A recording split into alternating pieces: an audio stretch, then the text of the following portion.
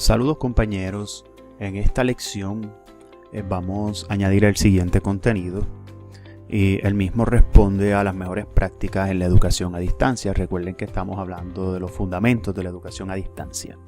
Por ende queremos compartir con ustedes estas mejores prácticas que parten de un reglamento institucional y de tendencias de las nuevas tecnologías de la comunicación e información en los procesos de educación a distancia y los procesos educativos. ¿Por qué no? Tenemos que ver o vamos a ver todas las posibilidades que surgen y que han surgido en estos tiempos de digitalización de la sociedad del conocimiento y de la sociedad en red. Por ende, compartimos las mejores prácticas en la educación a distancia. El contenido que vamos a estar discutiendo en esta breve presentación está dirigido en cómo nosotros podemos mejorar las metodologías y cuáles existen, cómo es el diseño, que tenemos que rediseñar nuestros espacios a tono con las nuevas tendencias y sobre todo cómo es tan importante la comunicación dentro de un curso en línea, cómo, ¿verdad? Aplicándolo a las mejores prácticas. Por ende, tomamos de base el siguiente libro, Teaching and Learning at a Distance, Foundation of Distant Education. Simon, Samardino son parte de los escritores.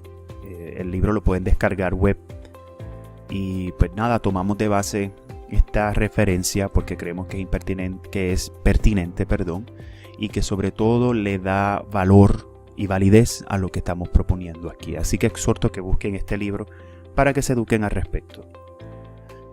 Nosotros, para comenzar, tenemos que resaltar que dentro de nuestro recinto, dentro de la Universidad Interamericana en sí, en general, hemos identificado unas nuevas oportunidades para hacer educación a distancia con un componente de internacionalización. Dentro de todas estas nuevas oportunidades podemos decir que en la metodología pues, podemos ya cambiar de un paradigma de ser docentes transmisores de conocimiento a convertirnos a docentes virtuales, pero también que la evaluación dentro de esa metodología se puede mover hacia otras vertientes más allá de un examen. También surgen nuevas posibilidades y oportunidades en cuanto a la comunicación. Sabemos que la sincronía y la asincronía del aprendizaje, acompañada por multimedios o por tecnologías, podcasts, videos, videopresentaciones, videoconferencias. Esto ayuda a que nuestros estudiantes valoren más lo que está pasando en un curso a distancia. Y también, como ustedes ya saben muy bien, nosotros nos hemos sumergido en el diseño y el rediseño de las nuevas plantillas, y también esto viene acompañado de si tenemos o utilizamos metodologías con nuevos paradigmas y con una comunicación sincrónica y asincrónica acompañada por multimedia.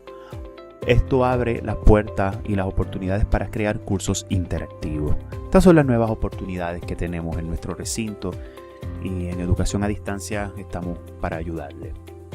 Cuando hablamos de metodología de e-learning, compañeros y compañeras, tenemos que entender que la metodología en e-learning es otro concepto.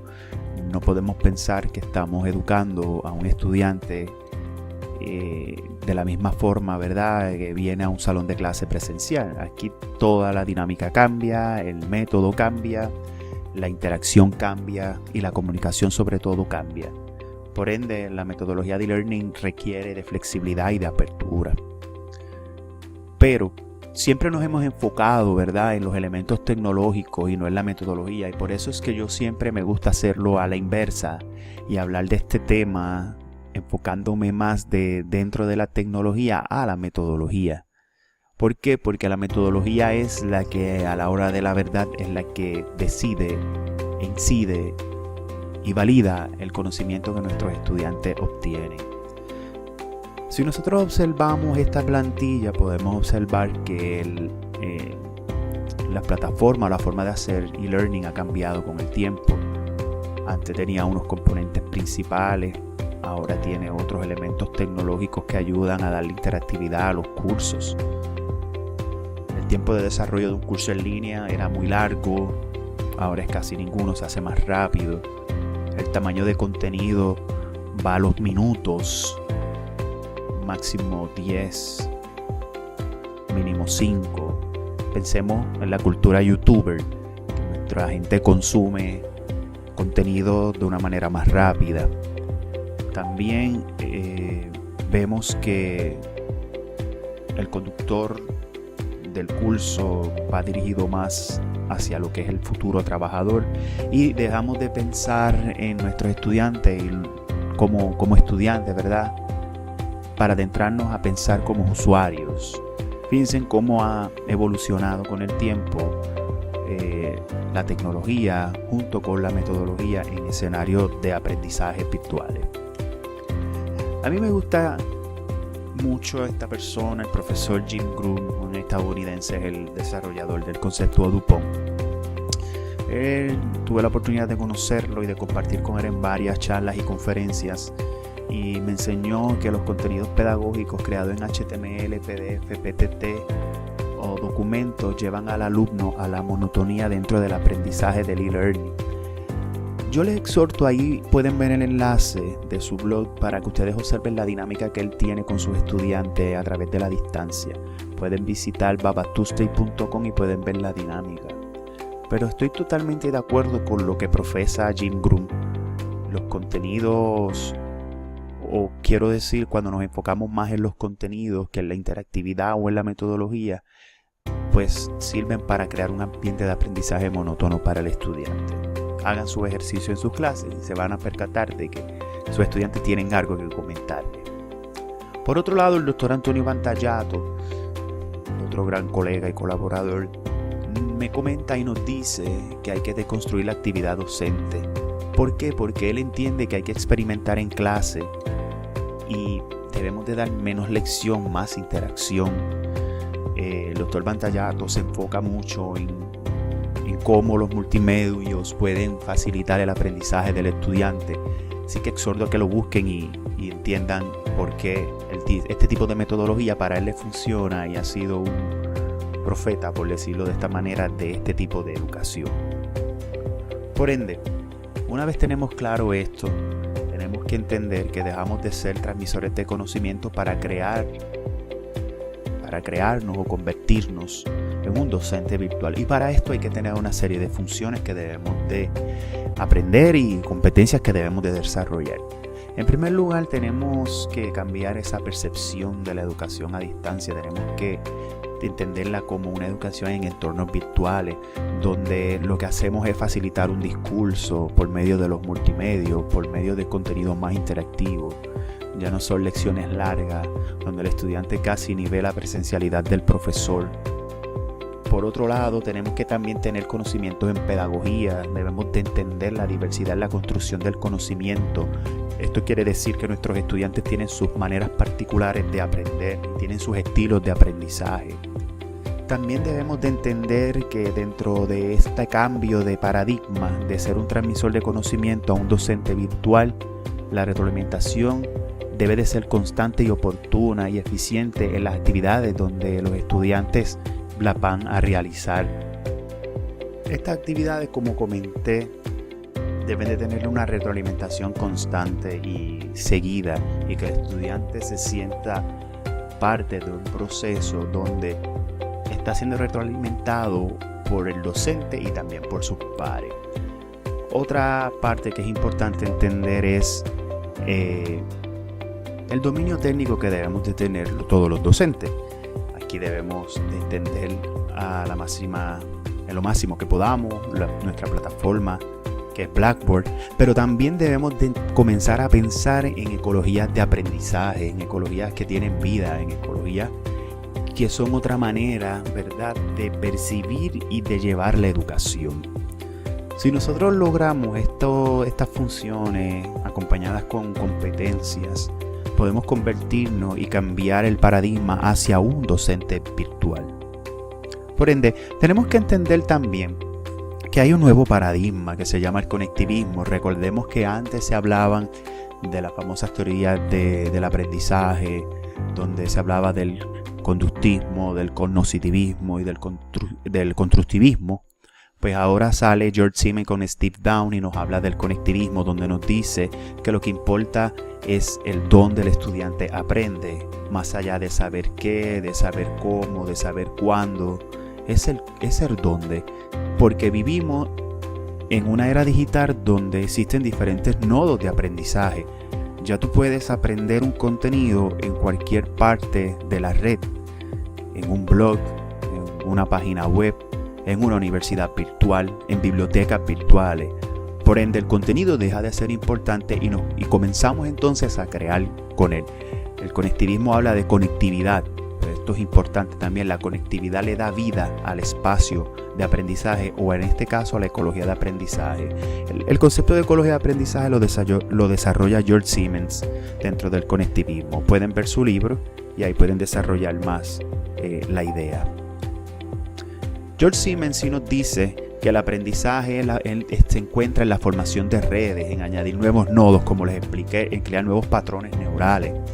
Yo les exhorto a que traten de desarrollar un curso con un componente internacional y con un componente virtual, comunicacional, interactivo, basándose en los preceptos y conceptos del conectivismo de George Siemens.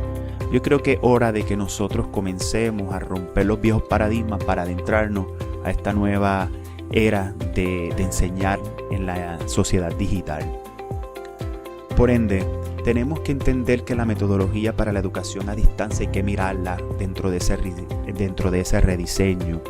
Dejemos de ya pensar en diseño y comencemos a rediseñar, porque tenemos que entender que la economía del conocimiento y las modalidades de aprendizaje acorde con los cambios tecnológicos demandan programas y cursos que estén orientados a la formación y generación de competencias de las personas, promoviendo mejores oportunidades de inserción en los mercados laborales, organizacionales y de empresas. Ya es hora de que nosotros en la academia nos adentremos más a las empresas y a la nueva sociedad emprendedora e innovadora. La metodología es importante. Muchas veces nos enfrascamos en desarrollar buenos contenidos, compañeros, pero la metodología lo es todo.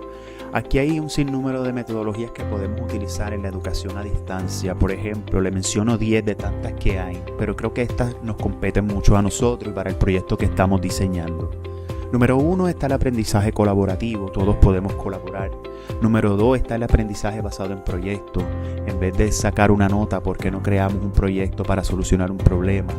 Eso me lleva a la tercera, solución de problemas. La vida está llena de problemas y el mundo también, y gracias a la educación estamos solucionando nuestros diferentes problemas. El workflow learning, que es el aprendizaje por medio del trabajo real. La gamificación, que es el aprendizaje a través del juego. El aprendizaje de pensamiento. El emprendimiento creativo, la innovación colaborativa, la investigación y el currículo con un enfoque internacional. Estas son 10 metodologías que nosotros podemos estar hablando más tiempo, pero quiero que reconozcan que por medio de la capacitación que estamos diseñando vamos a hablarles entonces de cada una de ellas.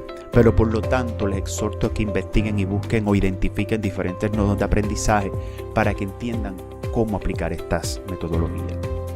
Sobre la evaluación en educación a distancia, nosotros queremos innovar, queremos ir más allá de un examen. La guía de estándares de calidad de aprendizaje a distancia, que está siendo revisada en el documento normativo A0914-050, establece que la evaluación debe de medir la efectividad de la oferta académica en línea. Deben incluir los logros de las metas del aprendizaje y utilizar los resultados para el mejoramiento institucional. Tenemos la responsabilidad, las unidades académicas, de promover la utilización de diversos métodos de evaluación y assessment acorde con un modelo didáctico personalizado, participativo y de permanente interacción de docentes a estudiantes. Ya nuestro manual nos lo exige. Si existen ya varias diferentes metodologías, ¿por qué no utilizarlas y salir del examen, compañeros y compañeras? Si el resultado es para medir el mejoramiento y sobre todo el mejoramiento institucional. Por ende, recomendamos lo siguiente: si van a dar más exámenes, pues que sean con tiempo, de 3 a 4 días que debe de estar abierto un examen, es lo que recomendamos. Entiendan que nuestros estudiantes internacionales, su horario cambia, la hora cambia, el tiempo, el trabajo que hacen. Por ende, si nos enfocamos en metodologías como las que mencioné, podemos utilizar entonces un portafolio electrónico para evidenciar competencias y la experiencia del estudiante en su estadía en la universidad. Podemos hacer videopresentaciones para presentar los videoresultados de las investigaciones que hacemos. Podemos utilizar las herramientas de Blackboard para masificar el proceso de aprendizaje. Ya Blackboard cuenta con wikis, podcasts, blog, journal, Collaborate, portafolio, según la disciplina, compañeros. Sobre la comunicación, quiero hacer esta parte. La comunicación se da en cualquier proceso educativo o de capacitación. La comunicación es esencial, compañeros y compañeras, en cualquiera de estos procesos. Por ende, debemos de entender que la comunicación web se da en diferentes direcciones y dimensiones. Está la comunicación sincrónica en tiempo real, donde me reúno, puedo reunirme en Collaborate con mis estudiantes en un tiempo y un espacio determinado, o la sincrónica, la no simultánea, que la podemos dejar ya planificada por medio de videos, por medio de podcasts, por medio de videopresentaciones. Más hacia adelante, en el módulo número 2 y 3, se va a desarrollar más este concepto. Por ende, si la comunicación es tan importante en la educación a distancia y la internacionalización, miren lo que nos expone George Siemens en el conectivismo, que dentro de la creación del conocimiento, donde está todas esas dimensiones del saber, en la comunicación es que fluye el conocimiento, es donde ocurre en ese espacio que es tan importante, donde se crea con el conocimiento. El conocimiento todos co-creamos con él, lo distribuimos, lo comunicamos y lo personalizamos y lo implementamos. En la parte de la comunicación nos dice George Siemens que está la fuerza del conocimiento y su desarrollo. Por ende, debemos de fomentar una comunicación con interacción por medio de los multimedios. Les exhorto que visiten nuestro estudio en educación a distancia para crear videos, para crear material multimedia para sus cursos. Los chats, los foros, los correos electrónicos, las redes sociales, los wikis, las videoconferencias ayudan grandemente a que la comunicación tenga interacción y sea más pertinente para nuestros educandos. Tenemos que recordar que dentro de nuestro reglamento, el profesor no puede pasar de 2 días laborables sin que un estudiante reciba respuesta a una comunicación enviada o solicitada al profesor. Yo exhorto, compañeros y compañeras, dentro de las mejores prácticas, dedicarle a un curso en línea 20 minutos al día, porque nuestros estudiantes necesitan vernos, nuestros estudiantes necesitan saber que estamos ahí para ellos. Por lo tanto, comuniquémonos mejor con ellos. Por ende, y para finalizar, el doctor Cristóbal Cobo nos hace este gran desafío y él nos dice que el desafío está en utilizar las tecnologías como un espacio creativo que posibilite la interacción de diferentes disciplinas y campos del conocimiento. Les exhorto a todos ustedes a que con estas mejores prácticas, a que con estos fundamentos y metodologías que hemos hablado en este módulo, se empoderen y lo utilicen para crear mejores cursos en línea con un enfoque internacional. Les exhorto a que visiten nuestra oficina y si tienen alguna duda se comuniquen con nosotros. Así que continúen con el módulo.